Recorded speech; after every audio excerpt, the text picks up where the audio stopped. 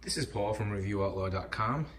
I am reviewing the new Ryobi stick vacuum, EverCharge. ReviewOutlaw.com. New videos every Thursday at 3 p.m. Subscribe today. What's nice about this, really nice, is it uses the same battery using a million different tools they make, which is fantastic. I've been using it. It has absolutely great suction. I put a smaller battery in that's just from there because this is brand new and I'm waiting to charge it. One of the biggest deals that I thought, that I really like is that it comes with the full size huge battery and the charger and the wall hanger so it can hang up. And the big thing about that is, if you know Ryobi, those batteries are very expensive. If they give you the big heavy duty battery, that's quite the deal because you can get this thing on sale for a couple $100. So sometimes those batteries are close to 100, so it really makes a super deal. I've used the functions. It reaches up high. The only downsides, as I've seen so far, is, it is heavy. I'm not gonna say it's not heavy. It is heavy. It does seem to stand up on its own pretty good.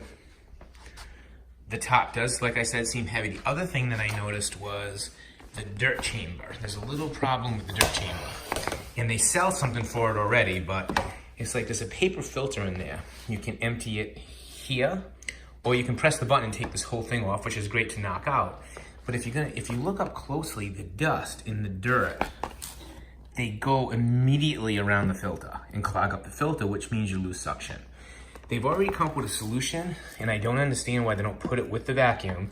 But if you go to HomeDepot.com, they sell a screen. It's like a mesh screen that goes before this, keeps the dust in here building up and doesn't destroy the filter right away. And the filter you can just knock out and stuff, but it's definitely, I did reviews online and I saw that the mesh part, it keeps it away. I'll do another review to follow up on that, but it's really good. A few weird things you should know about this vacuum. When you start it up, it starts on high first, then low, then off.